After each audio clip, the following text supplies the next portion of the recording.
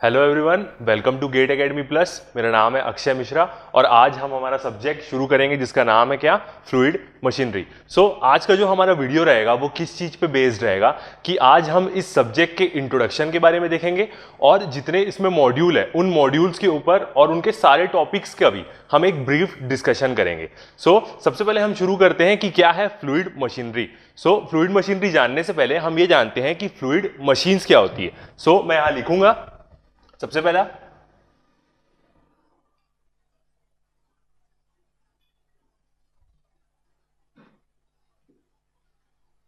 Fluid machines.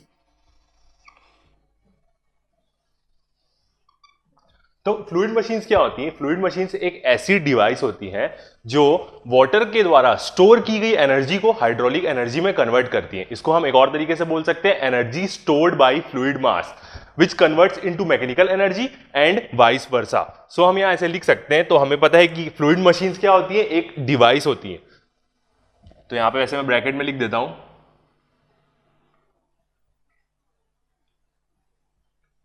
ठीक है। Fluid machines क्या होती है, एक डिवाइस होती है जो क्या करती है, कन्वर्ट करती है। किसको कन्वर्ट करती है? एनर्जी स्टोर्ड बाय फ्लूइड मास, मतलब वाटर के द्वारा स्टोर की गई एनर्जी। यहां पे मैं लिखूंगा energy stored by fluid mass, energy stored by fluid mass को किस में कन्वर्ट करती है? मैकेनिकल एनर्जी में।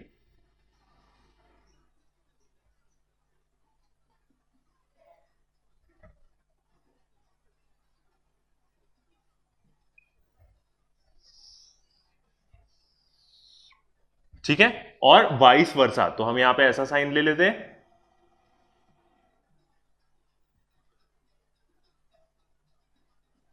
ठीक है। फ्लूइड मशीन्स का डेफिनेशन क्या होगा कि fluid machines is a device which converts energy stored by fluid mass into mechanical energy and vice versa. अब यदि हम फ्लूइड मशीन्स की बात करें तो फ्लूइड मशीन्स बेसिकली क्या है कि ये एक एप्लीकेशन है किसका? थर्मोडायनेमिक्स और फ्लूइड मैकेनिक्स का एप्लीकेशन है। तो हम यहां लिख सकते हैं कि फ्लूइड मैकेनिक्स क्या है, एक स्टडी है। तो यहां पे मैं ऐसे लिख दूंगा, सबसे पहले इंक्लूड्स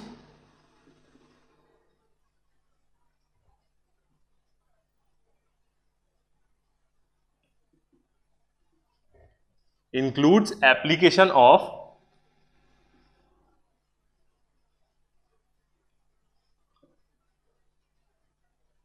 thermodynamics and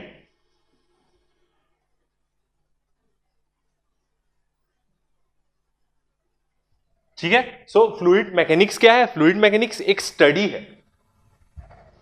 किसकी स्टडी है? एप्लीकेशन में। Study which includes application of thermodynamics and fluid mechanics. यदि हम फ्लूइड मशीनरी को यदि और हम आगे जाके यदि हम उसको वो करें, क्लासिफाई करें, इसकी दो क्लासिफिकेशन होगी। एक होगी हमारी क्या, पॉजिटिव डिस्प्लेसमेंट मशीन।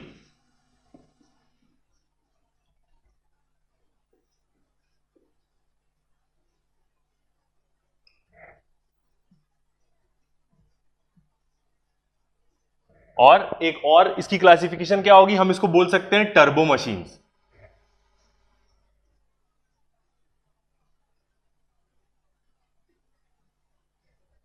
ठीक है। बहुत सारे लोगों को कंफ्यूजन होता है कि इस सब्जेक्ट का ओरिजिनली सही नाम क्या होगा। फ्लूइड मशीनरी भी होता है, हाइड्रोलिक मशीन्स भी होता है और टर्बो मशीन्स भी बोलते हैं। हम जब ये पूरा डिस्कशन खत्म हो जाएगा तो हमें कोई भी नाम, सारे नाम के बीच में कोई भी डाउट नहीं रहेगा। फ्लूइड मशीनरी, तो टर्बो मशीनरी को हम ये बोल सकते हैं कि टर्बो मशीन्स फ्लूइड मशीन्स की एक क्लासिफिकेशन है और अगली उसकी क्लासिफिकेशन क्या हो जाएगी, पॉजिटिव डिस्प्लेसमेंट मशीन्स। सो यदि आप कभी फ्लूइड मशीनरी पढ़ रहे हैं या हाइड्रोलिक मशीन्स पढ़ रहे हैं और आपको कोई बोलता है कि अच्छा आप टर्बो मशीनरी पढ़ रहे हैं, तो उनको बोलना हाँ मैं टर्बो मशीनरी पढ़ रहा हूं, बट यदि मैं उसमें पॉजिटिव डिस्प्लेसमेंट मशीन वाला पार्ट इंक्लूड नहीं करता हूं तब वो मेरा क्या बन जाएगा, टर्बो मशीनरी बन जाएगा। और टर्बो मशीनरी में एक चीज और इंक्लूड होती है, इसमें हम एयर कंप्रेसर्स के बारे में भी पढ़ते हैं जो हम फ्लूइड मशीनरी का ही एक पार्ट है, बट उसको हम हाइड्रोलिक मशीन्स में नहीं पढ़ते हैं। ठीक है, सो ये इसकी दो क्लासिफिकेशन हो गई, एक हो जाएगी हमारी पॉजिटिव डिस्प्लेसमेंट मशीन और अगली हो जाएगी हमारी टर्बो मशीन्स। टर्बो मशीन्स को हम एक और नाम से जानते हैं, टर्बो मशीन्स को हम क्या बोलते हैं, रोटोडायनेमिक मशीन्स भी बोलते हैं।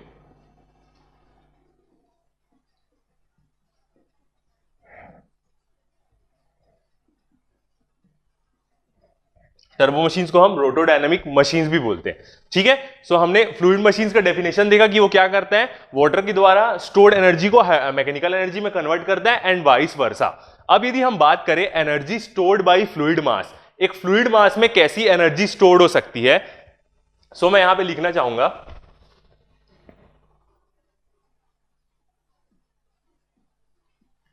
Energy stored by fluid mass.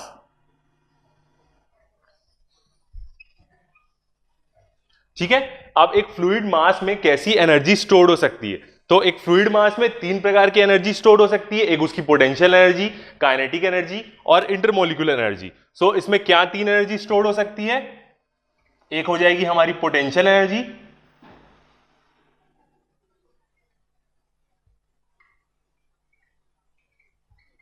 Potential energy कैसे, उसकी हाइट के कारण। यदि हम लार्ज क्वांटिटी ऑफ वाटर को एक टैंक में हाइट में प्लेस कर देते हैं तो उस फ्लूइड के पास क्या रहेगी, उसकी पोटेंशियल एनर्जी रहेगी। जब भी हम टैप खोलेंगे तो वो फ्लो होगा और फ्लो होना शुरू हो जाएगा नीचे लेवल में, तो वो पोटेंशियल एनर्जी किसमें कन्वर्ट हो जाएगी, काइनेटिक एनर्जी में, और हमको वेलोसिटी मिलेगी। सो हम एक और बोल सकते हैं कि वाटर के अंदर और कैसी एनर्जी स्टोर्ड हो सकती है, काइनेटिक एनर्जी।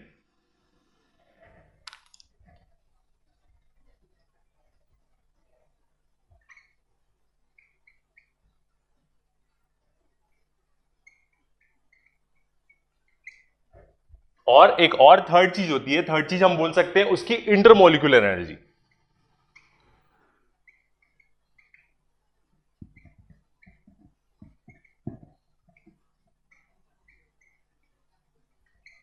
ठीक है, ये तीन टाइप की एनर्जी वाटर के अंदर स्टोर्ड हो सकती है। इंटरमोलिकुलर एनर्जी का हम एग्जांपल देना चाहें तो हम बोल सकते हैं इंटरनल एनर्जी। इंटरनल एनर्जी आप जानते हैं टेम्परेचर का फंक्शन होती है और वो किस पे डिपेंड करती है, उसके अंदर मॉलिक्यूल्स के मोशन पे। यदि हम किसी वाटर का टेम्परेचर बढ़ा देते हैं तो उसकी इंटरनल एनर्जी बढ़ जाती है, और यदि हम उससे कोई वर्क नहीं करवाएंगे तो जितनी भी हम उसको हीट देंगे थर्मोडायनेमिक्स के हिसाब से वो उसकी पूरी इंटरनल एनर्जी बढ़ा देगा। तो वो भी एक एनर्जी स्टोर्ड हो रही है वाटर के अंदर। सो वाटर के अंदर तीन प्रकार की एनर्जी हम स्टोर कर सकते हैं। ठीक है, इन तीन एनर्जीज को हम एक और नाम से जानते हैं, इन तीन एनर्जीज को हम क्या बोल सकते हैं कि इसको हम हाइड्रोलिक एनर्जी भी बोल सकते हैं। सो यहां मैं लिखूंगा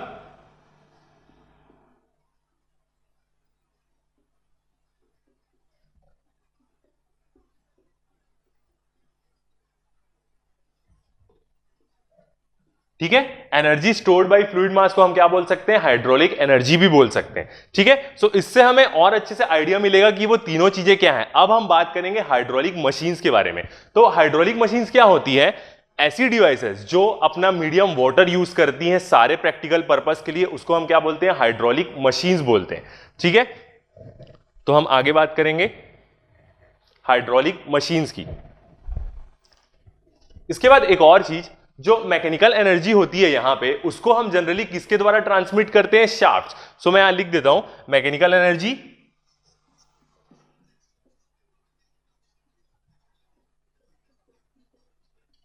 transmitted by shaft. Mechanical energy को हम किसकी मदद से ट्रांसमिट करते हैं, शाफ्ट की मदद से ट्रांसमिट करते हैं। अब हम देखते हैं कि हाइड्रोलिक मशीन्स क्या होती है। तो मशीन्स यूजिंग लिक्विड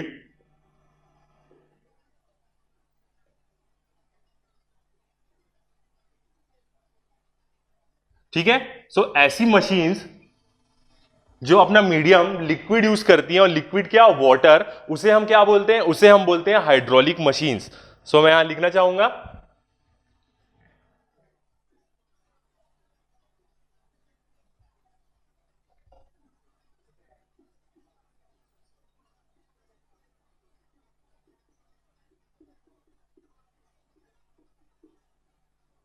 ठीक है। तो ऐसी मशीन जो अपना लिक्विड मतलब वाटर यूज करती है उसको हम क्या बोलते हैं, हाइड्रोलिक मशीन्स बोलते हैं। हम हाइड्रोलिक मशीन्स को टर्बो मशीनरी भी बोल सकते हैं, क्योंकि ऑब्वियस ही बात है वो फ्लूइड मशीनरी के अंदर आता है, तो हम हाइड्रोलिक मशीन्स को टर्बो मशीनरी भी बोल सकते हैं और उसे फ्लूइड मशीनरी भी बोल सकते हैं। सो कोई कंफ्यूजन नहीं होनी चाहिए इसमें, ठीक है। अब उसके बाद हम आगे देखते हैं कि ये तो हो गया किसका, उसके बाद यदि कोई मशीन और कोई या गैस यूज करती है और अलग कोई मीडियम यूज करती है, तो वो इस चैप्टर के अपने हमारे स्कोप में नहीं है, beyond the scope of this chapter. मतलब जब हम हाइड्रोलिक मशीन्स पढ़ेंगे तब उसमें हम ज्यादा दूसरी चीजों के बारे में नहीं पढ़ेंगे, जो गैस यूज करती है, एयर यूज करती है, उसके बारे में नहीं पढ़ेंगे। क्योंकि हम देख सकते हैं कि हाइड्रोलिक मशीन्स का मतलब क्या होगा, ऐसी मशीन्स को हम पढ़ेंगे जो वाटर पे वर्क करती है। यदि हम और किसी चीजों का मीडियम लेंगे तो वो चीजें किस में आ जाती है, वो चीजें हमारी पूरी टर्बो मशीनरी में आ जाती है, ठीक है। अब आगे बढ़ते हैं, इस सब्जेक्ट को हम एक और नाम से जान सकते हैं, वो नाम क्या होता है, फ्लूइड पावर इंजीनियरिंग। सो मैं लिखूंगा,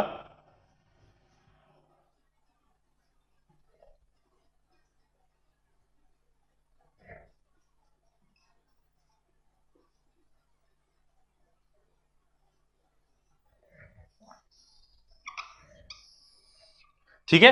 बहुत सारे लोग इनको इस सब्जेक्ट के नाम से भी जानते हैं, जिसको बोलते हैं हम fluid power engineering. Fluid power engineering main basically क्या है, यदि हम इसके डेफिनेशन की बात करें तो यहां पे क्या होता है कि हम प्रेशराइज्ड फ्लूइड को यूज करते हैं कुछ टास्क करने के लिए, और वो प्रेशराइज्ड फ्लूइड अपना हाई प्रेशर मेंटेन करके रखते हैं। तो मैं यहां लिखूंगा,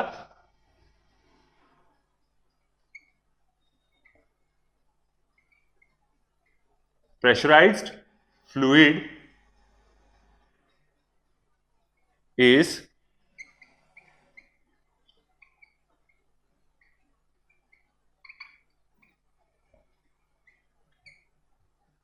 ठीक है।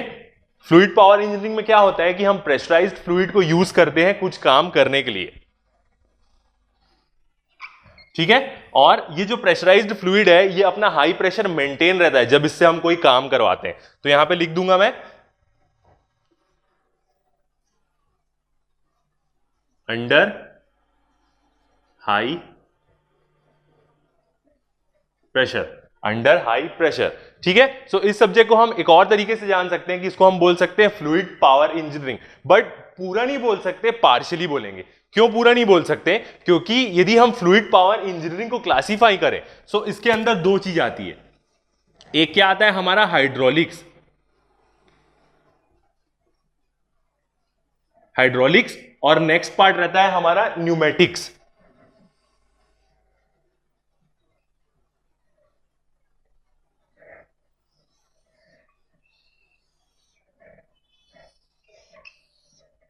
ठीक है।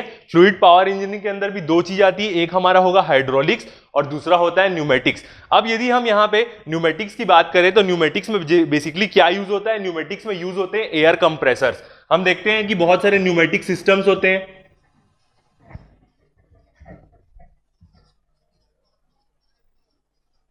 ठीक है। न्यूमेटिक्स में बेसिकली एयर कंप्रेसर्स यूज होते हैं। अब हम यहां पे इस वर्ड हाइड्रोलिक्स को डिवाइड कर सकते हैं। सो यहां तक का पार्ट HYDRAU, हाइड्रो, ये क्या है, एक लैटिन वर्ड है, इसका मतलब क्या होता है, HYDRAU तक उसको मतलब होता है वाटर होता है, और लिक्स का मतलब होता है, लिक्स का मतलब होता है पाइप्स। सो जो हमारा आखिरी मॉड्यूल रहेगा, फिफ्थ मॉड्यूल, जिसमें हम फ्लूइड सिस्टम पढ़ेंगे, उसमें हम बेसिकली फ्लूइड पावर इंजीनियरिंग के बारे में ही पढ़ेंगे, ठीक है। सो अब हम हमारे डिस्कशन शुरू करेंगे किस पे, हमारे पहले मॉड्यूल पे। जो हमारा पहला मॉड्यूल है वो क्या है, इंपैक्ट ऑफ जेट, और इसके अंदर क्या क्या चीजें, क्या क्या सिलेबस हम कवर करेंगे, इसके ऊपर हम एक छोटा सा ब्रीफ डिस्कशन करेंगे। जब हम इसके बारे में पढ़ेंगे तो हम और डीपली इन चीजों का एनालिसिस करेंगे। सो हमारा पहला मॉड्यूल क्या रहेगा, हमारा पहला मॉड्यूल है इंपैक्ट ऑफ जेट। मैं अपने पहले मॉड्यूल का नाम लिखना चाहूंगा, मॉड्यूल 1, इसका नाम है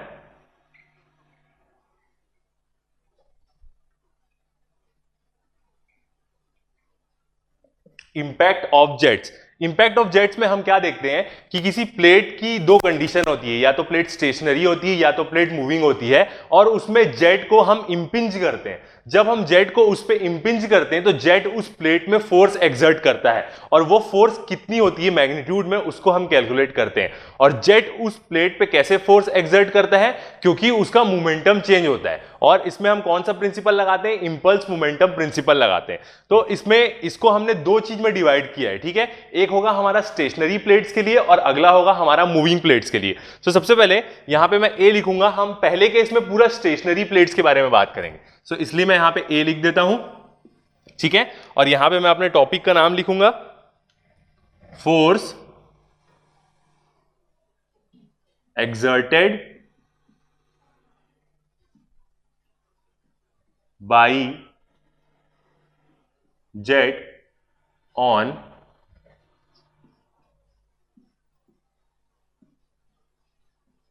ठीक है। मैंने बोला कि हमने दो केस में रखेंगे, पहला स्टेशनरी होगा, अगला मूविंग के लिए होगा। So force exerted by jet on stationary. अब जेट एक्सर्ट करेगा किसी स्टेशनरी प्लेट के ऊपर। अब प्लेट की कंडीशन कैसी होगी? सबसे पहले हमारी प्लेट क्या होगी? फर्स्ट पॉइंट, हमारी प्लेट होगी वर्टिकल प्लेट,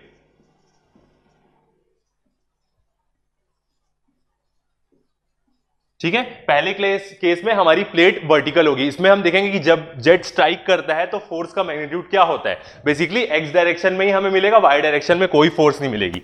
फिर सेकंड पॉइंट आएगा हमारा इंक्लाइंड प्लेट,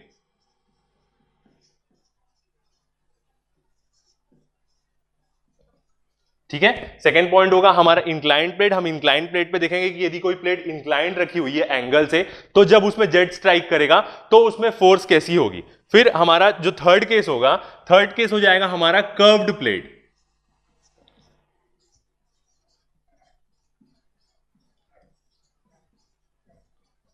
ठीक है। ये नाम जो है वो सबके लिए स्टैंड करता है। Force exerted by a jet on a stationary curved plate, force exerted by a jet on a stationary inclined plate, force exerted by a jet on an stationary vertical plate. ये तीन case होगा।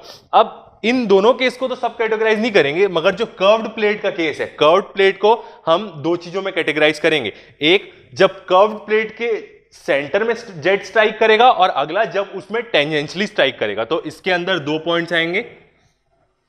पहला, jet strikes at centre,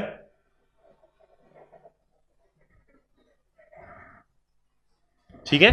और second आएगा jet strikes tangentially,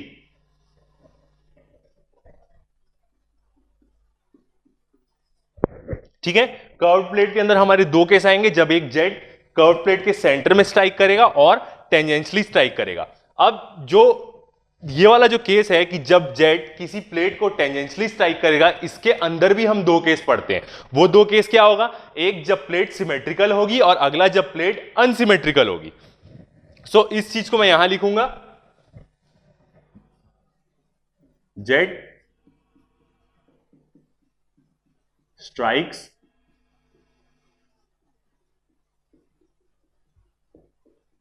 jet strike tangentially, ठीक है। इसको भी हम दो केस में पढ़ेंगे। एक क्या होगा? जब हमारी प्लेट एक्स एक्सिस के अबाउट सिमेट्री होगी, और अगला केस होगा जब हमारी प्लेट एक्स एक्सिस के अबाउट अनसिमेट्रिकल होगी। जब प्लेट सिमेट्रिकल होगी तब हम ये देखेंगे कि वाई डायरेक्शन में हमें फोर्स का कोई मैग्नीट्यूड नहीं मिलेगा, मगर जब प्लेट अनसिमेट्रिकल हो जाती है, उसके इनलेट में जो दोनों एंगल बनते हैं वो दोनों एंगल डिफरेंट हो जाएंगे, तो हमें वाई डायरेक्शन में भी फोर्स मिल जाएगी। इसमें क्या होगा? एक केस होगा हमारा जब प्लेट होगी कौन सी?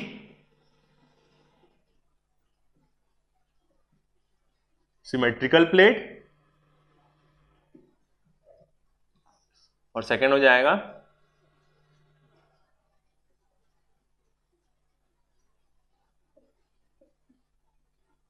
जब हमारी प्लेट हो जाएगी अनसिमेट्रिकल, ठीक है। अब मैंने क्या बोला? ये किसका केस है? ये हमारा है किसका? स्टेशनरी का। स्टेशनरी में एक, जैसे यहां पे 3 पॉइंट हुआ है, और हम एक फोर्थ पॉइंट भी पढ़ेंगे। फोर्थ हमारा पॉइंट किसका होगा? हिंज प्लेट का केस होगा। तो यहां पे मैं ऐसे लिखूंगा, fourth point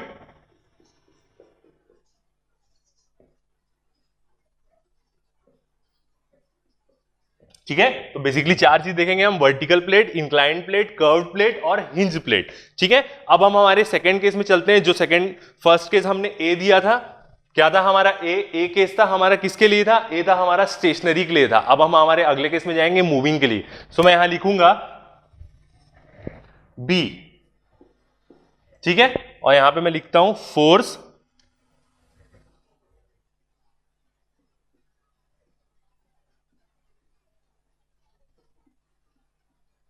exerted by jet on, ठीक है, मूविंग। पहला वाला केस किसके लिए? स्टेशनरी के लिए। अगला हमारा केस हो जाएगा मूविंग के लिए। इसके अंदर भी जैसे हमने फर्स्ट में 3 केस देखे, वैसे 3 केस इसके अंदर भी आएंगे। तो हमारा पहला केस क्या हो जाएगा? पहला केस हो जाएगा हमारा वर्टिकल प्लेट का।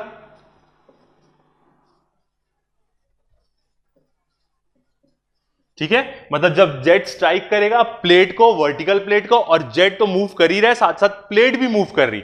तो इस केस में हम देखेंगे कि जेट अपनी एब्सोल्यूट वेलोसिटी से नहीं स्ट्राइक करके उसे एक रिलेटिव वेलोसिटी से स्ट्राइक करेगा, जो वेलोसिटी एब्सोल्यूट वेलोसिटी और प्लेट की वेलोसिटी का डिफरेंस होगी। ठीक है, फिर उसमें हमारा सेकेंड पॉइंट आएगा। सेकेंड पॉइंट इसका भी वही होगा, इंक्लाइंड प्लेट।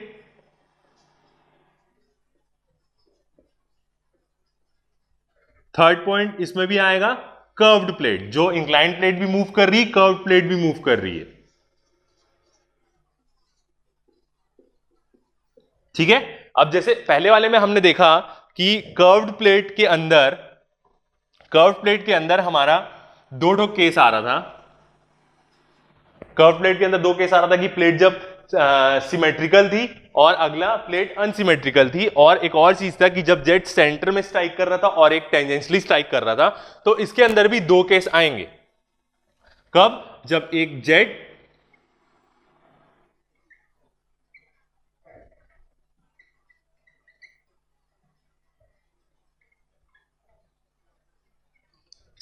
जेट सेंटर में स्ट्राइक करेगा, और अगला केस हमारा क्या हो जाएगा? जेट स्ट्राइक करेगा टेंजेंशियली और सीधा हम यहां पे अनसिमेट्रिकल प्लेट ले लेंगे।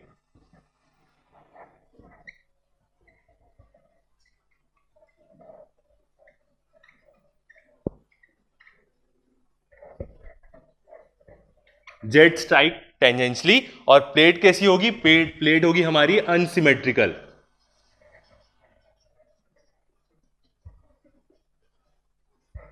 ठीक है, सो ये सब टॉपिक्स जो है हम पहले मॉड्यूल के अंदर कवर करेंगे। इसके बाद दो टॉपिक्स और हमारे बचते हैं। दो टॉपिक्स हमारे क्या बचेंगे? ये तो हो गया, और जो दो टॉपिक्स हैं वो किसके अंदर आएंगे? मूविंग के अंदर ही आएंगे। मूविंग के अंदर क्या आएंगे? तो मैं यहां लिखूंगा, हमारा थर्ड पॉइंट लिया मैंने, फोर्थ पॉइंट लूंगा सीरीज ऑफ वेन्स।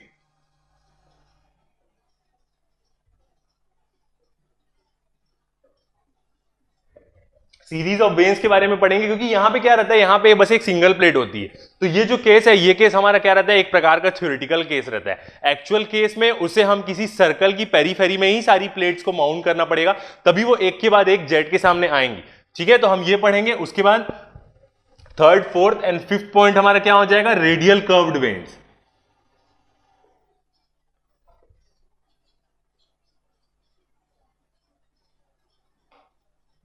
ठीक है, रेडियल कर्व्ड वेन्स के बारे में पढ़ेंगे। दोनों कर्व्ड वेन्स है तो दोनों का रेडियस अलग अलग होगा। सो ऑब्वियस ही बात है, दोनों की वेलोसिटीज भी अलग अलग होंगी। सो ये सारी चीजें हम किसमें? हमारे पहले मॉड्यूल में कवर करेंगे। अब हम बात करेंगे हमारे नेक्स्ट मॉड्यूल। ठीक है, इसके पहले हमने बात करी हमारे मॉड्यूल 1 के बारे में। अब हम हमारा मॉड्यूल 2 के बारे में देखेंगे और छोटा सा ब्रीफ डिस्कशन करेंगे कि इसके अंदर हम क्या क्या चीज पढ़ेंगे। तो हमारा मॉड्यूल 2 हमारा क्या होगा? Hydraulic turbines. तो मैं यहां नाम लिखूंगा, हमारा मॉड्यूल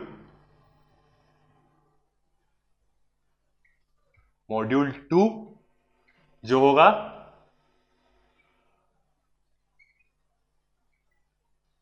हाइड्रोलिक टर्बाइंस। ठीक है, हाइड्रोलिक टर्बाइंस क्या होती है? हाइड्रोलिक टर्बाइंस एक ऐसी डिवाइस होती है जो वाटर की स्टोर्ड एनर्जी को, या हम बोल सकते हैं वाटर की हाइड्रोलिक एनर्जी को मैकेनिकल एनर्जी में कन्वर्ट करती है।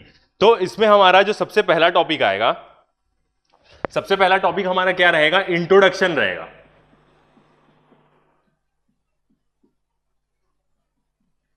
इंट्रोडक्शन, ऑब्वियसली बात है, वो इंट्रोडक्शन किसका होगा? टर्बाइंस का होगा। ठीक है, फिर सेकंड पॉइंट हमारा आएगा general layout of hydro electric power plant. हम देखेंगे कि हाइड्रो इलेक्ट्रिक पावर प्लांट का एक जनरल लेआउट कैसे होता है। बेसिकली चार चीजें होती है उसमें। डैम होता है, लार्ज डायमीटर के पाइप्स होते हैं जिनको हम पेन स्टॉक बोलते हैं, टरबाइंस होती है डिफरेंट वेन एंगल्स की, और टेल रेस होता है। यही चार चीजों से बनता है। सो मैं यहां पे लिख दूंगा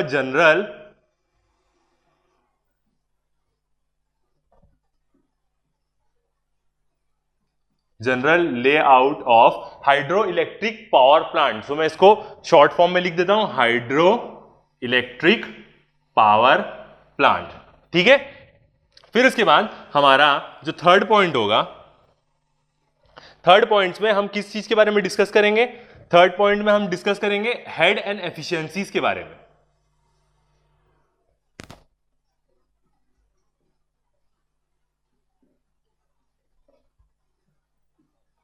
ठीक है। टरबाइन के वेरियस हेड्स और एफिशिएंसीज के बारे में। हेड्स कैसे होते हैं? हेड दो प्रकार का होता है, एक होता है ग्रॉस हेड और एक होता है हमारा नेट हेड। ग्रॉस हेड क्या होता है? हेड रेस और टेल रेस के बीच का डिफरेंस होता है। जब किसी मतलब एक हाइड्रोइलेक्ट्रिक पावर प्लांट में पानी जब नहीं फ्लो होगा तब उसके हेड रेस और टेल रेस के बीच का डिफरेंस। बट जब वाटर फ्लो होना शुरू होता है तो जो पेनस्टॉक होता है, जो हमने बोला लार्ज डायमीटर ऑफ पाइप्स होते हैं, उसमें सबसे बड़ा जो लॉस होता है वो होता है फ्रिक्शन लॉस। बाकी लॉसेस भी होते हैं बट उनको हम नेग्लेक्ट कर देते हैं, बट फ्रिक्शन लॉस सबसे बड़ा होता है। तो जब हम ग्रॉस हेड से फ्रिक्शन हेड को माइनस कर देंगे तो जो वैल्यू बचेगी वो हमारा क्या हो जाएगा? नेट हेड रहेगा। ठीक है।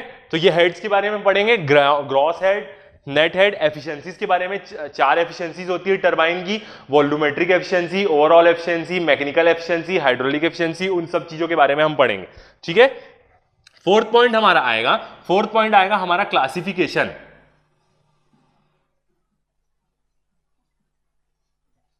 ठीक है। ये टॉपिक्स जो है इनको हम बहुत बड़े टाइप से एनालाइज करेंगे जब हम इस टॉपिक्स की इस सब्जेक्ट के अंदर पढ़ेंगे।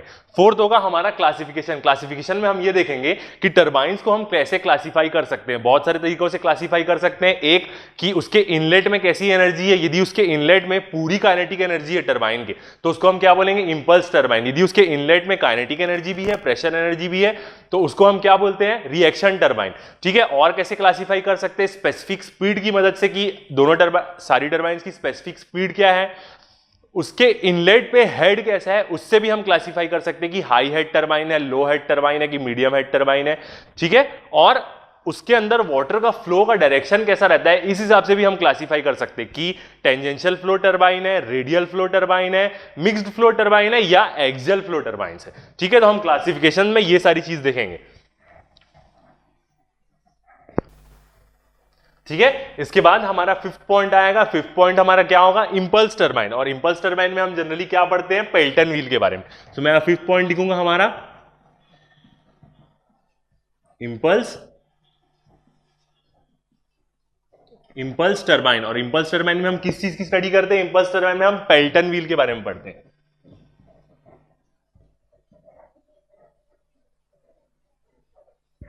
ठीक है। पेल्टन व्हील के बारे में पढ़ेंगे। उसके बाद हमारा जो सिक्स पॉइंट होगा, सिक्स पॉइंट में हम सिक्स जो हमारा टॉपिक होगा, सिक्स टॉपिक में हम पढ़ेंगे रेडियल फ्लो रिएक्शन टरबाइंस के बारे में। Radial flow reaction six topic जो हमारा रहेगा रेडियल फ्लो रिएक्शन टरबाइंस के बारे में पढ़ेंगे। इसके अंदर क्या होती है? दो प्रकार से इसको हम क्लासिफाई कर सकते हैं। एक होती है हमारी इनवर्ड रेडियल फ्लो और एक आउटवर्ड रेडियल फ्लो टरबाइंस होती हैं। ठीक है। फिर हमारा सेवन पॉइंट आएगा। सेवन पॉइंट हम पढ़ेंगे डिग्री ऑफ रिएक्शन।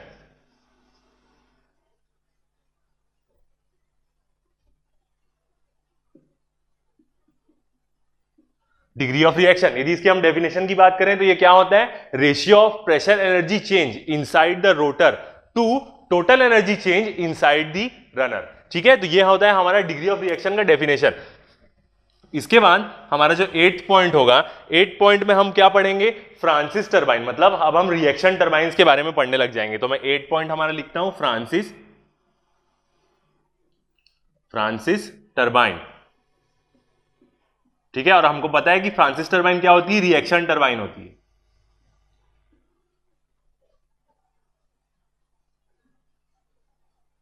ठीक है। इसके बाद हो गया। फिर हमारा 9 पॉइंट जो इसमें हम पढ़ेंगे वो हम पढ़ेंगे axial flow turbines. Axial flow turbines मतलब जिसमें वाटर का जो फ्लो होता है वो एक्सियली होता है। और ऐसी कौन सी टरबाइंस है? ऐसी दो प्रकार की टरबाइंस है, एक होती है हमारी कैप्लान टरबाइन और एक होती है प्रोपेलर टरबाइन। और दोनों में फर्क क्या है कि कैप्लान टरबाइंस के क्या होते हैं? एडजस्टेबल मूविंग ब्लेड्स होते हैं। तो हमारा 9 पॉइंट क्या होगा? Axial flow turbines. ठीक है। उसके बाद एक्सियल फ्लो टरबाइंस के बाद हमारा उसके बाद नेक्स्ट चीज हम क्या पढ़ेंगे? ड्राफ्ट ट्यूब के बारे में।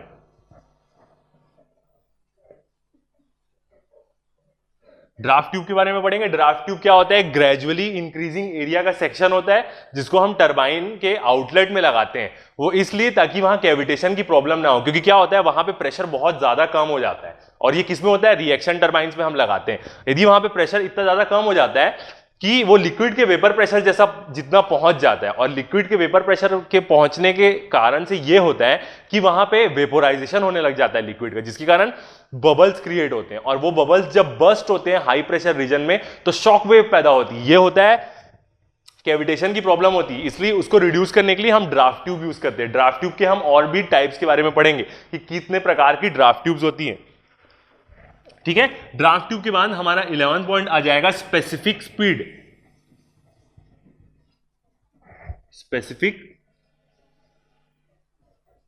ठीक है, स्पेसिफिक स्पीड के बारे में पढ़ेंगे। यदि स्पेसिफिक स्पीड की डेफिनेशन की बात करें तो ये होती है कि क्या होता है? Geometrically similar turbine. किसके? एक्चुअल टरबाइन के। ऐसी टरबाइन जो ज्योमेट्रिकली सिमिलर है एक्चुअल टरबाइंस में। किससे सिमिलर है? Gate angle, shape, geometrical dimensions, ठीक है, गेट ओपनिंग, ये सब में सिमिलर है एक्चुअल टरबाइन के, मगर एक ऐसी साइज की, but width of such size which can produce unit power working under a unit head. जो यूनिट पावर प्रोड्यूस करेगी जब एक यूनिट हेड में काम करेगी। ये होता है हमारा स्पेसिफिक स्पीड का डेफिनेशन। और इसका हम सिग्निफिकेंस देखेंगे कि ये टरबाइन के सिलेक्शन में अपना एक बहुत बड़ा रोल प्ले करता है। ठीक है, 11 पॉइंट हो गया। उसके बाद हमारा जो 12 पॉइंट होगा, ठीक है, उसके बारे में हम क्या पढ़ेंगे? यहां पे हम पढ़ेंगे यूनिट क्वांटिटीज के बारे में।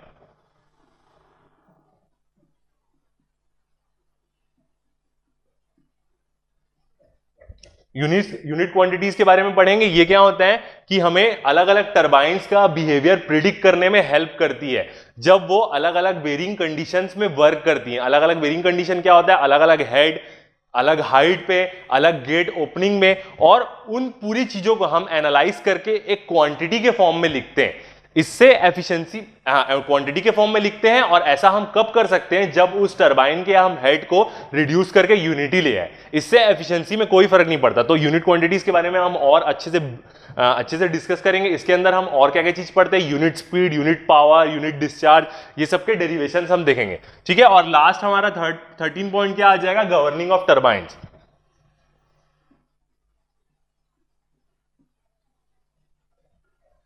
गवर्निंग के बारे में पढ़ेंगे। गवर्निंग का मेन बेसिक ये वो होता है कि जो टरबाइन होती है, वो टरबाइन जो मैकेनिकल एनर्जी पैदा करती है उसको हम सीधा जनरेटर से कपल कर देते हैं। ठीक है। अब क्या होता है, यदि मान के चलो हमें लोड की रिक्वायरमेंट कम है, यदि हमें इलेक्ट्रिसिटी की ज्यादा जरूरत नहीं पड़ रही है, तो जनरेटर पे ना लोड कम हो जाता है। और जब उस पर लोड कम होता है तो उसकी स्पीड ज्यादा हो जाती है। उसकी स्पीड ज्यादा होने के कारण टरबाइन कपल रहती है, तो टरबाइन की भी स्पीड ज्यादा हो जाती है। तो हमें एक कांस्टेंट स्पीड मेंटेन करना पड़ता है हम सारी लोड कंडीशन में। उस समय गवर्निंग काम आती है। और ये किसकी मदद से करते हैं? हम जो हमारा फ्लो रेट रहता है उसको वेरी करके हमें कांस्टेंट स्पीड अचीव करते हैं। तो ये चीज हम गवर्निंग में देखेंगे। ठीक है। सो हमने देखा कि हम हमारे सेकेंड मॉड्यूल में क्या क्या टॉपिक्स कवर करेंगे और क्या क्या चीज पढ़ेंगे। अब हम बात करते हैं हमारे थर्ड मॉड्यूल की। हमारा थर्ड मॉड्यूल क्या रहेगा? थर्ड मॉड्यूल रहेगा हमारा सेंट्रीफ्यूगल पंप्स। हम सेंट्रीफ्यूगल पंप्स के बारे में पढ़ेंगे। तो मैं यहां लिख देता हूं मॉड्यूल 3।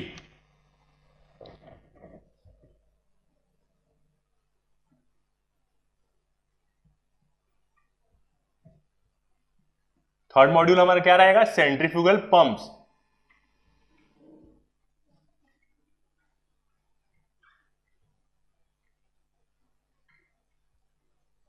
ठीक है। अब इसमें सबसे पहली चीज क्या आएगी? ऑब्वियसली बात है, इंट्रोडक्शन के बारे में पढ़ेंगे। और इंट्रोडक्शन में हम पंप्स के बारे में पढ़ेंगे। सो फर्स्ट पॉइंट में लिखूंगा इंट्रोडक्शन।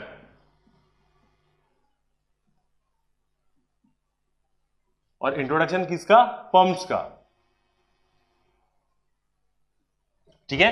पंप्स क्या होते हैं कि मैकेनिकल एनर्जी को वो किस में कन्वर्ट करते हैं, ऐसी डिवाइस होती है जो मैकेनिकल एनर्जी को हाइड्रोलिक एनर्जी में कन्वर्ट करती है। और सेंट्रीफ्यूगल पंप्स क्या करते हैं, मैकेनिकल एनर्जी को फ्लूइड की प्रेशर एनर्जी में कन्वर्ट करते हैं।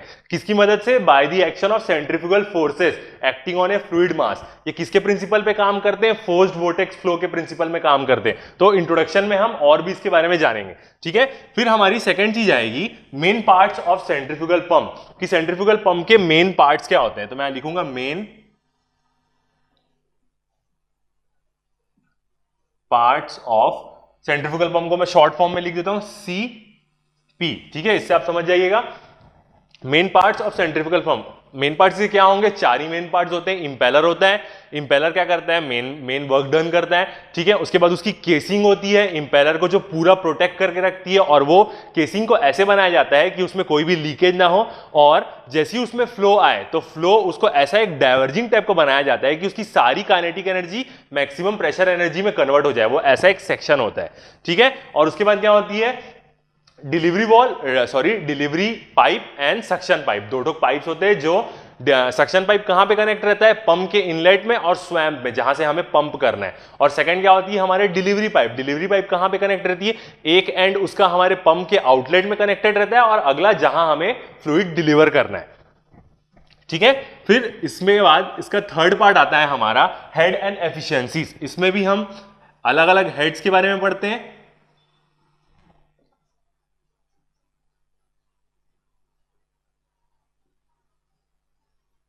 Head and efficiencies, centrifugal pumps के अलग अलग हेड्स के बारे में पढ़ते हैं, अलग अलग एफिशिएंसी के बारे में पढ़ते हैं। Manometric efficiency, mechanical efficiency, overall efficiency, इसमें भी पढ़ते हैं। उसके बाद हमारा फोर्थ पॉइंट आता है, फोर्थ पॉइंट आता है हमारा वर्क डन। ठीक है, सेंट्रीफ्यूगल पंप्स के हम वर्क डन का एक्सप्रेशन निकालते हैं, और इस एक्सप्रेशन को हम कैसे ऑब्टेन करते हैं, वेलोसिटी ट्रायंगल की मदद से ऑब्टेन करते हैं। और जनरली वर्क डन करता कौन है, इंपेलर करता है, तो उसी के बारे में हम पढ़ते हैं, वर्क डन। अब हम फिफ्थ पॉइंट देखेंगे। हमारे फिफ्थ पॉइंट में क्या आएगा, minimum starting speed of a centrifugal pump. तो यहां लिखूंगा मैं minimum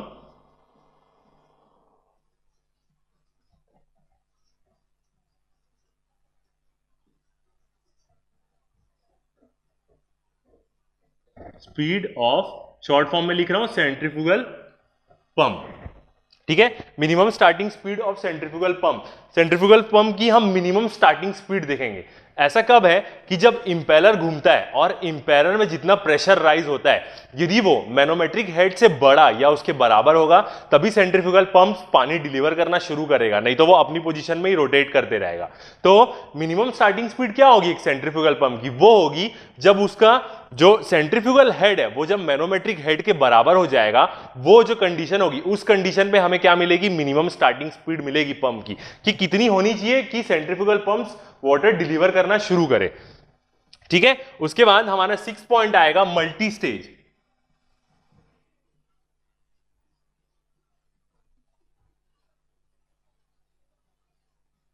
multi stage of centrifugal pump, short form में यूज कर रहा हूं। मल्टी स्टेज में हम ये देखेंगे कि एक शाफ्ट में दो इंपेलर लगा देंगे, हम उसको यूज कर सकते हैं, या हम दो पंप्स यूज कर लेंगे अलग अलग, जिनको हम कनेक्ट कर सकेंगे सीरीज में या पैरेलल में। सीरीज में कनेक्ट कर लेंगे। एक्चुअली क्या ऐसा क्यों करते हैं कि जब हमको हाई डिस्चार्ज चाहिए होता है या हमें हाई हेड में वाटर सप्लाई करना पड़ता है, तब हम इन चीजों को यूज करते हैं। So multi stage of centrifugal pumps हमारा ये टॉपिक रहेगा। उसके बाद हमारा सेवंथ टॉपिक आ जाएगा। सेवंथ टॉपिक क्या आएगा हमारा, इसमें हो जाएगी स्पेसिफिक स्पीड।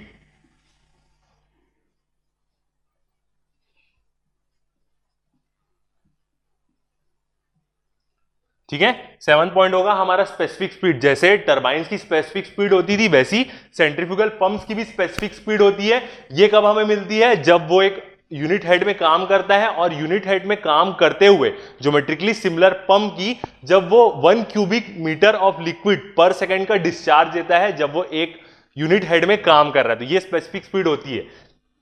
ठीक है, इसके बारे में हम और इसका डेरिवेशन देखेंगे और इसका सिग्निफिकेंस देखेंगे। ठीक है, उसके बाद हमारा 8 पॉइंट आएगा मॉडल टेस्टिंग।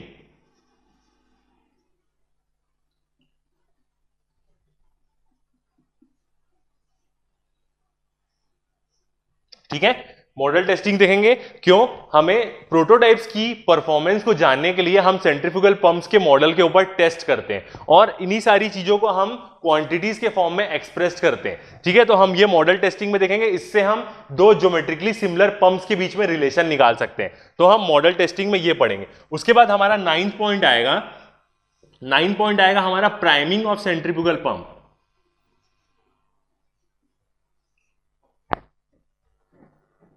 ठीक है, प्राइमिंग आएगा। प्राइमिंग में हम क्या करते हैं कि सेंट्रीफ्यूगल पंप का जो मेन सक्शन पाइप होता है उसकी केसिंग और डिलीवरी वॉल्व तक पूरा पानी भर के रखते हैं ताकि जब वो शुरू हो तो वो जले ना। तो इसी प्रोसेस को हम क्या बोलते हैं? प्राइमिंग बोलते हैं। इसके बारे में और हम डिटेल्स में पढ़ेंगे उसमें। ठीक है, 9 पॉइंट आया। उसके बाद हमारा 10th पॉइंट क्या आ जाएगा? 10th पॉइंट हमारा रहेगा कैविटेशन।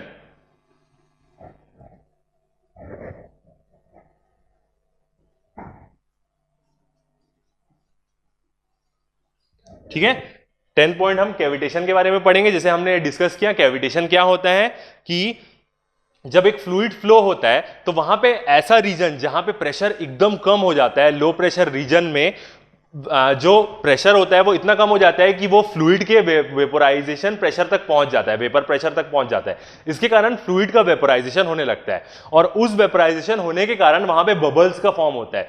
तो जब फ्लो होता है वो बबल्स जाते हैं हाई प्रेशर रीजन में और वहां जाके वो बर्स्ट हो जाते हैं। तो उससे क्या है? शॉक वेव पैदा होती है और कैविटेशन होता है। जैसे टरबाइंस में कैविटेशन कहां होता है? टरबाइन के आउटलेट में होता है। वैसी सेंट्रीफ्यूगल पंप्स में कैविटेशन की प्रॉब्लम कहां पे आती है? पंप के इनलेट में आती है, क्योंकि वो इनलेट में इतना प्रेशर रिड्यूस कर देता है, तभी तो वो सक करेगा यदि वहां का प्रेशर वो कम करेगा। तो कैविटेशन की प्रॉब्लम्स पंप्स में कहां आती है? पंप्स में कब आती है? पंप्स के इनलेट में आती है। तो इसके बारे में हम देखेंगे और इसका हम और अच्छे से ब्रीफ में पढ़ेंगे। ठीक है, उसके बाद हमारा 11 पॉइंट हो जाएगा। 11 पॉइंट हम पढ़ेंगे, वहां लिख लेते हैं। हमारा 11 पॉइंट होगा मैक्सिमम सक्शन लिफ्ट।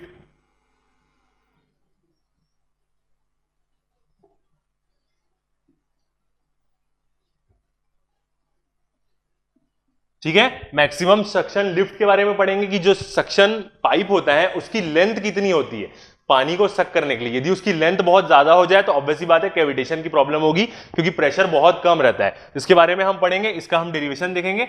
और हमारा लास्ट जो इसमें टॉपिक रहेगा 3rd मॉड्यूल में वो होगा नेट पॉजिटिव सक्शन हेड। उसको मैं शॉर्ट फॉर्म में लिख देता हूं यहां पे, नेट पॉजिटिव सक्शन हेड। इसके बारे में हम देखेंगे, इसका हम डेरिवेशन देखेंगे। एक्चुअली क्या होता है ये एब्सोल्यूट, इसका नेट पॉजिटिव सक्शन हेड हम कैसे कैलकुलेट करते हैं? Absolute pressure head at the inlet minus vapour pressure head at the inlet, वो भी एब्सोल्यूट में होगा, प्लस वेलोसिटी हेड। ये इसका फॉर्मूला होता है और इसको हम डिराइव करेंगे।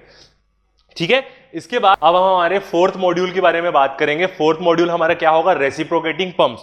तो मैं यहां नाम लिखता हूं मॉड्यूल 4।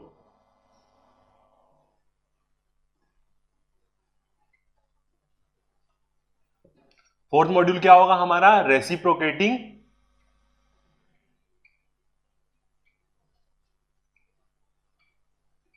पंप्स। ठीक है, रेसिप्रोकेटिंग पंप्स के बारे में पढ़ेंगे। सो ऑब्वियसली बात है, इसका फर्स्ट पॉइंट क्या होगा? हम इसमें इसका इंट्रोडक्शन देखेंगे। सो फर्स्ट होगा हमारा introduction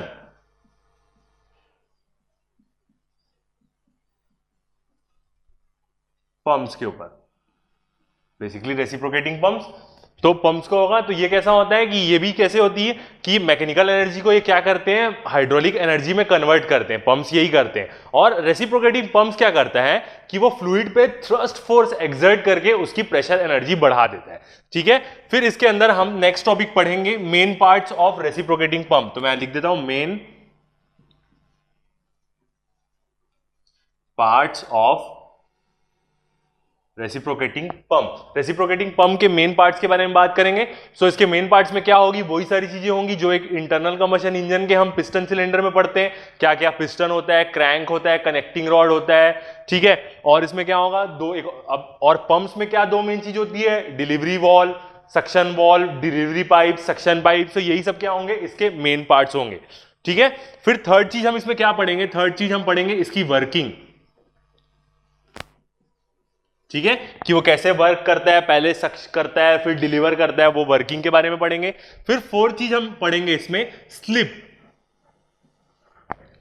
slip of reciprocating pump. Slip क्या होती है कि एक्चुअली क्या होता है कि जो थ्योरेटिकल डिस्चार्ज होता है जो हम कैलकुलेट करते हैं उसकी वैल्यू हमेशा ज्यादा होती है किसके, एक्चुअल डिस्चार्ज से। जो एक्चुअल डिस्चार्ज हमें प्रैक्टिकली मिलता है वो कम ही मिलता है थ्योरेटिकल डिस्चार्ज से। सो उन दोनों जो वैल्यूज होती है उनके बीच के डिफरेंस को हम क्या बोलते हैं, स्लिप बोलते हैं।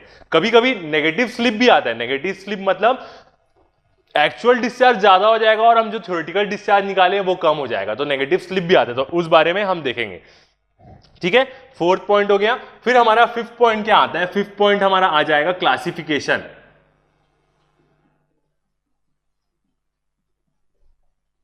क्लासिफिकेशन किसकी, क्लासिफिकेशन रेसिप्रोकेटिंग पंप्स की। और इसमें हम क्या देखेंगे कि वाटर के कांटेक्ट की, वाटर कैसा कांटेक्ट कर रहा है, सिंगल एक्टिंग है, डबल एक्टिंग है, सिंगल सिलेंडर पंप है, डबल सिलेंडर पंप है कि ट्रिपल सिलेंडर पंप है, इन चीज के बारे में हम देखेंगे क्लासिफिकेशन।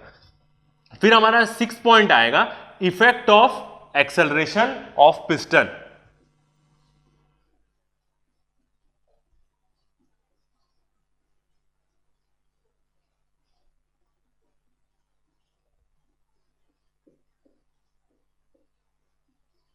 ठीक है, हम एक्सेलरेशन का इफेक्ट देखेंगे पिस्टन का।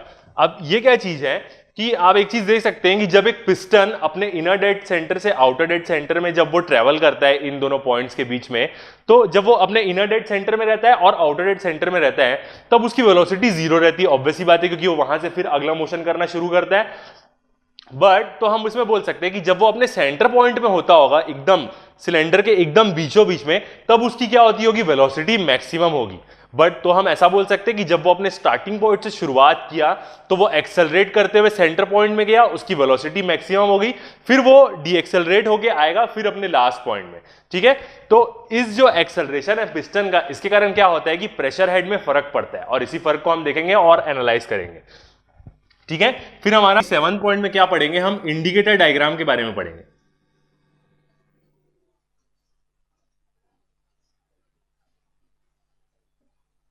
ठीक है, इंडिकेटर डायग्राम के बारे में पढ़ेंगे। रेसिप्रोकेटिंग पंप्स में ये किसके बीच का प्लॉट होता है, प्रेशर हेड और स्ट्रोक लेंथ के बीच का प्लॉट होता है। प्रेशर को हम किस में लेते हैं, ऑर्डिनेट में लेते हैं, और स्ट्रोक लेंथ को हम एबिस्का में लेते हैं। ये इंडिकेटर डायग्राम होता है। और लास्ट पॉइंट हमारा आएगा 8 पॉइंट, एयर वेसल्स के बारे में पढ़ेंगे हम। एयर वेसल्स के बारे में पढ़ेंगे। ये एयर वेसल्स कहां यूज होती है, पिस्टन्स के जस्ट पहले सक्शन वॉल, मतलब मान के चलते हम बोल सकते हैं कि सक्शन पाइप के एंड में और डिलीवरी पाइप के स्टार्टिंग में। ये इसकी मदद से क्या होता है कि हम फ्रिक्शन को ओवरकेम करते हैं, जो फ्रिक्शन लॉसेस होते हैं डिलीवरी पाइप और सक्शन पाइप में, उसको ओवरकेम करने के लिए हम एयर वेसल्स का यूज करते हैं। अब हम हमारे बात करेंगे हमारा last module, fifth module. Last module का हमारा नाम होगा फ्लूइड सिस्टम, तो मैं यहां नाम लिखूंगा मॉड्यूल, मॉड्यूल 5। फिफ्थ मॉड्यूल क्या होगा हमारा, फ्लूइड सिस्टम। ठीक है, इसमें हम फर्स्ट किस चीज के बारे में पढ़ेंगे, फर्स्ट चीज के बारे में पढ़ेंगे, हम देखेंगे इंट्रोडक्शन।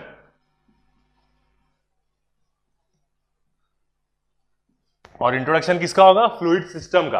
अब फ्लूइड सिस्टम क्या होता है, इंट्रोडक्शन की हम बात करें तो ये क्या होता है कि इसमें फ्लूइड की मदद से हम पावर ट्रांसमिट करते हैं। इसमें पूरा वाटर भी यूज होता है, ऑयल भी यूज करते हैं, हम गैस भी यूज करते हैं। ठीक है, अब देखिए ये जो हिस्सा है ये हाइड्रोलिक मशीन्स में तो आता है, बट इसको हम पूरा प्योर हाइड्रोलिक मशीन्स नहीं बोल सकते, क्योंकि इसमें हम वाटर के अलावा भी बाकी सारी चीजें यूज कर रहे हैं, इसलिए इसका नाम क्या है, फ्लूइड सिस्टम। ठीक है, इसके बाद हमारा सेकंड टॉपिक आएगा। सेकंड टॉपिक इसमें हम क्या पढ़ेंगे, हाइड्रोलिक प्रेस के बारे में। हाइड्रोलिक हाइड्रोलिक प्रेस के बारे में पढ़ेंगे। हाइड्रोलिक प्रेस क्या होता है, इसकी मदद से हम बड़े से बड़ा लोड लिफ्ट कर सकते हैं, किसके एप्लीकेशन से, application of a smaller force की मदद से। हम थोड़ी सी फोर्स लगा के बड़े बड़े वेट्स को हम लिफ्ट कर सकते हैं हाइड्रोलिक प्रेस की मदद से। और ये किस पे बेस्ड रहता है, पास्कल लॉ पे बेस्ड रहता है। ठीक है, फिर उसके बाद हम इसमें थर्ड चीज पढ़ेंगे, थर्ड चीज पढ़ेंगे हम हाइड्रोलिक एक्यूमुलेटर।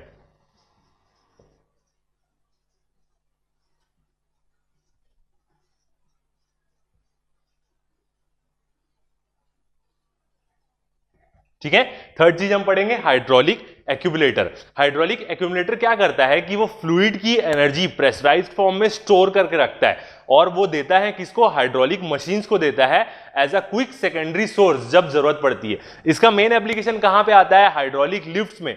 जब लोड को उठाना रहता है तो उठाते समय उस समय बहुत ज्यादा एनर्जी लगती है, भले उसको डाउन करते समय उसकी उतनी एनर्जी नहीं लगती, बट उठाते समय बहुत ज्यादा एनर्जी लगती है, तो ये एक as a secondary source act करता है। ठीक है। उसके बाद हमारा फोर्थ पॉइंट रहेगा हाइड्रोलिक इंटेंसिफायर।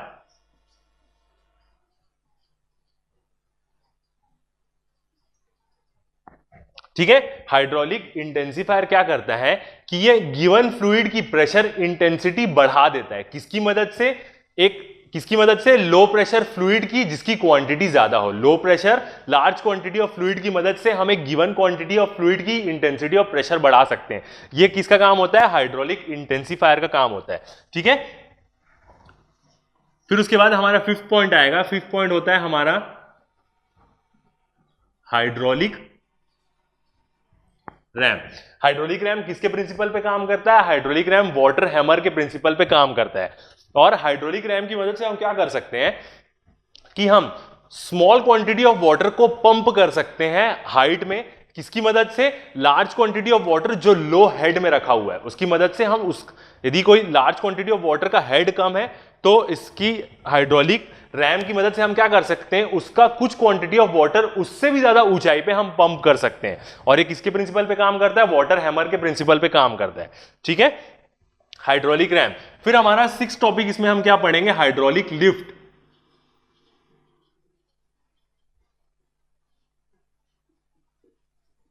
ठीक है, हाइड्रोलिक लिफ्ट के बारे में पढ़ेंगे। हाइड्रोलिक लिफ्ट क्या होती है, वही लिफ्ट्स होती है जो आप हमारे अपने यहाँ की बिल्डिंग्स में देखते हैं, जो पीपल और गुड्स को कैरी करती है, उसके बारे में हम देखेंगे। फिर सेवंथ आ जाएगा हमारा हाइड्रोलिक क्रेन्स। ठीक है, हाइड्रोलिक क्रेन्स क्या करती है, हैवी से हैवी लोड को लिफ्ट करने के काम आती है। इसकी मदद से हम 25 मेगाटन का भी लोड 25 मेगा न्यूटन का भी लोड हम उठा सकते हैं। किसकी मदद से, हाइड्रोलिक क्रेन्स की मदद से। ठीक है, फिर हमारा 8 पॉइंट आएगा हाइड्रोलिक कपलिंग।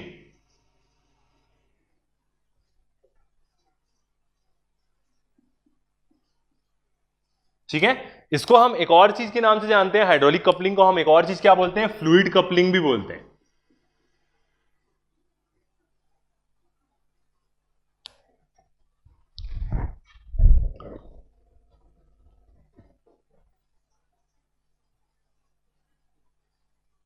ठीक है, फ्लूइड कपलिंग के भी नाम से जानते हैं हम हाइड्रोलिक कपलिंग को। और इसकी मदद से क्या करते हैं कि हम दो शाफ्ट के बीच में पावर ट्रांसमिट करते हैं। ठीक है, बिना किसी मैकेनिकल कांटेक्ट के, बिना किसी फेस टू फेस कांटेक्ट पे, और दोनों शाफ्ट में टॉर्क सेम मेंटेन करके रखते हैं। ये किसकी मदद से करते हैं, हम फ्लूइड कपलिंग की मदद से करते हैं। ठीक है, उसके बाद इसमें एक और चीज आती है। इसके बाद हम अगली चीज क्या पढ़ेंगे, हाइड्रोलिक टॉर्क कन्वर्टर। हाइड्रोलिक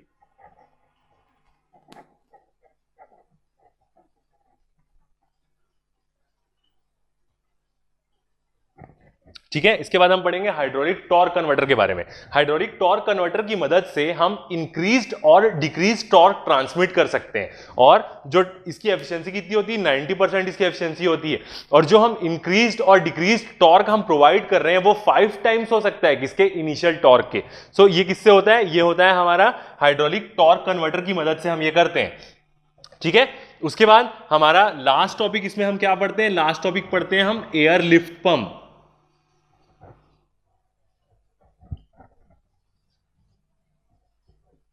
ठीक है, एयर लिफ्ट पंप पढ़ते हैं। एयर लिफ्ट पंप क्या होता है कि इसमें एक पाइप को हम स्वैम्प में डिप्ट कर देते हैं और उससे हम कंप्रेस्ड एयर छोड़ते हैं। तो वो कंप्रेस्ड एयर छोड़ने की मदद से पानी दूसरे पाइप में पंप होने लग जाता है और ऊपर चढ़ने लग जाता है कंप्रेस्ड एयर की हेल्प से। इसकी मदद से हम सॉलिड्स भी पंप कर सकते हैं। सो ये सारी चीजें हैं जो हम हमारे 5th मॉड्यूल में पढ़ेंगे, जो हमारा 5th मॉड्यूल होगा फ्लूइड सिस्टम। सो आज के हमने वीडियो में क्या देखा, आज के हमने वीडियो में हमने ये देखा कि हमने सारे 5 मॉड्यूल्स के बारे में डिस्कस किया और ये देखा कि उसके अंदर हम क्या क्या चीज पढ़ेंगे। जब हमारा नेक्स्ट वीडियो आएगा तो नेक्स्ट वीडियो में हम मॉड्यूल 1 से शुरू कर देंगे और जितने भी टॉपिक्स आज हमने देखे हैं उन सारे टॉपिक्स का हम अच्छे से डिस्कशन करेंगे, उनके ऊपर पूरा एनालिसिस करेंगे। यदि आप कुछ अपने आप से टॉपिक्स ऐड करवाना चाहें या आपको लग रहा है कि ये भी चीज ऐड की जा सकती है, सो आप बिल्कुल हमें कमेंट्स कर सकते हैं। आपके रिस्पॉन्स का हमें हमेशा से इंतजार रहेगा। Thank you.